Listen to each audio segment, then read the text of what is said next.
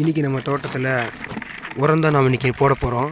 என்ன மாதிரி உரம்னா, இதை நாங்கள் வந்து ஜீவன் ப்ளஸ்ன்னு சொல்லுவோம். கடலப்புண்ணாக்கு, வேப்புண்ணாக்கு இந்த மாதிரி வந்து ரொம்ப மிக்ஸ் ஆகிருக்கும். என்ன மாதிரி போடுறதுன்னு வாங்க நம்ம வீடியோவில் போய் பார்க்கலாம். செடியை சுற்றி இந்த மாதிரி நல்லா ஃபுல்லாக க்ளீன் பண்ணி ஃபஸ்ட்டு வச்சுக்கணும். ஈரம் இருக்கணும். நேச்சுரலான ஈரம் இருந்தால் நல்லது தான். அப்படி இல்லைன்னா முடிஞ்சளவு நம்ம மோட்டார் மூலமாக தண்ணி அடிக்கிறது அதுக்கு நல்லது தான். அடிச்சுட்டு இந்த மாதிரி அரடிக்கு தள்ளி கொஞ்சம் பரசி அழகாக போட்டோம்னா இது நல்லா கேட்கும். நல்ல ரிசல்ட்டும் நமக்கு கிடைக்கும்.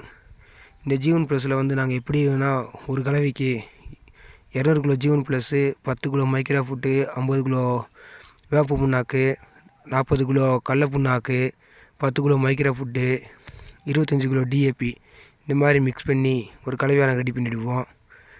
இது மஞ்சள் கலரில் தான் மேக்ஸிமம் இருக்கேன். இதை அப்படி எல்லா செடிக்கும் ரவுண்டாக போடுவோம். போட்டேனே இது ஒரு 3 நாள் கழித்து வந்து